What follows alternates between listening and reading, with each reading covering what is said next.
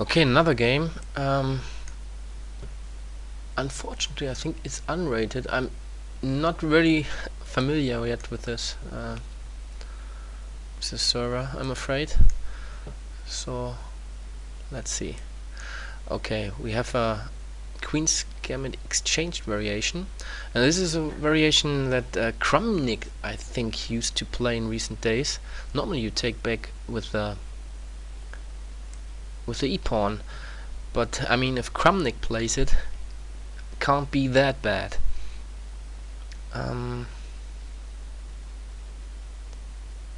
Well, how to play against it?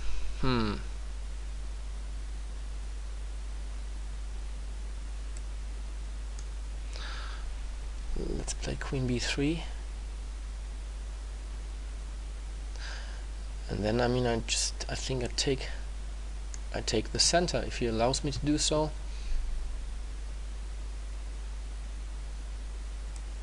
And now I win time against the bishop. He needs to move again.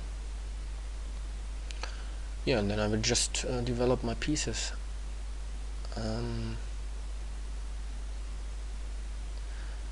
Maybe even bishop d3, why not? Aiming on h7 if he castles short.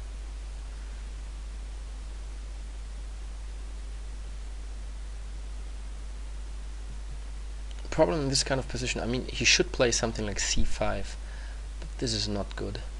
He's weakening the white squares. Oops, my mouse doesn't work. Okay. Hannibal. Now c5. Yeah, why not earlier? Strange. Okay. Bishop e3. Well, we have a nice center position, and these two pawns are really good. They control all these squares here in the center. And I think here I play rook c1. Now this is just blundering the pawn.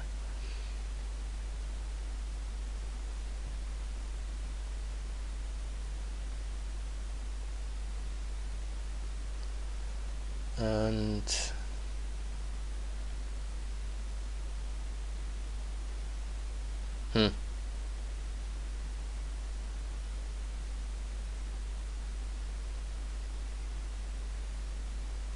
okay, I'm a pawn up, so let's keep it simple.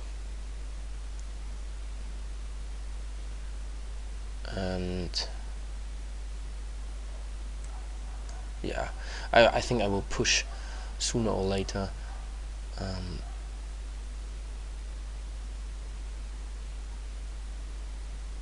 My pawns in the center, but let's bring over the knight to the queen side, and maybe I mean the bishop is not doing that much here. Bishop f4 maybe is an idea,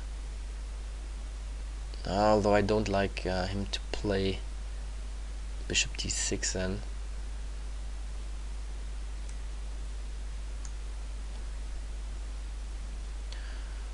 c4 d5 is also an option. What I don't want to play d5 is because this knight is not doing that much here on the side of the board, and if I play d5 I just give him the square c5 for free. I don't want this. Okay, he's threatening h2, take on h2. f4 I don't like because of f6. Yeah, just let's retreat. And I think I will move over my queen to the king side, to h5, because there are not that many pieces left, and I'd like to provoke him with knight g5 afterwards as well.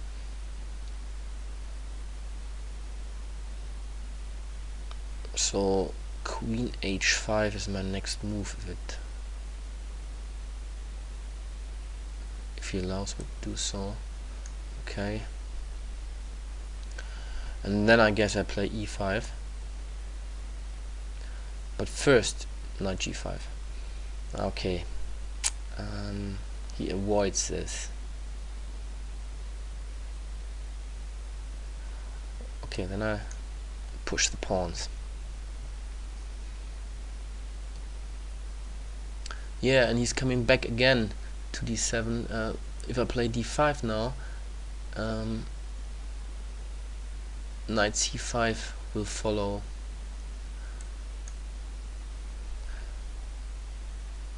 So I want to avoid that he plays knight f6, and also one idea is maybe to play in the future d5 and d6.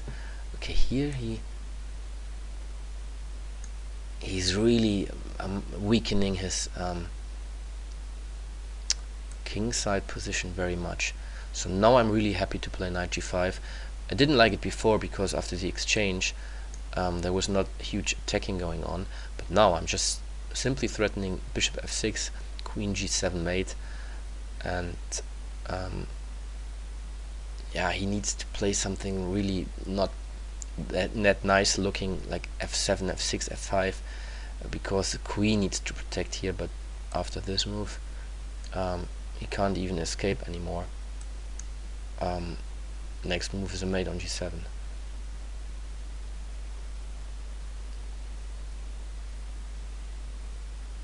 I hope the next game I understand a bit better how I can okay, this is done.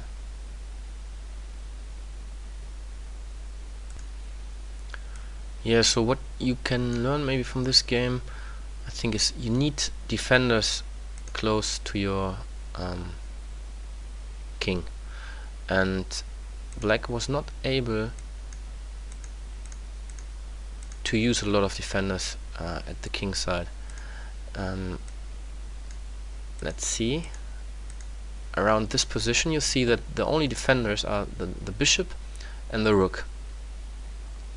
But what he is doing is that he moves away the rook here also a bit from the king side, and the king is quite lonely here. I can also try, you know, to bring over rooks over the third rank to h3, for example, and by playing g6 he weakens his kingside position very much. So after playing g6 he needs to keep the bishop on here on e7. So after knight g5, maybe one idea was to play knight f8, but the problem is that this knight can also jump to f6 via e4. So you can see that this is already weakening the kingside position extremely. So you shouldn't do something like this if it's not really necessary to do.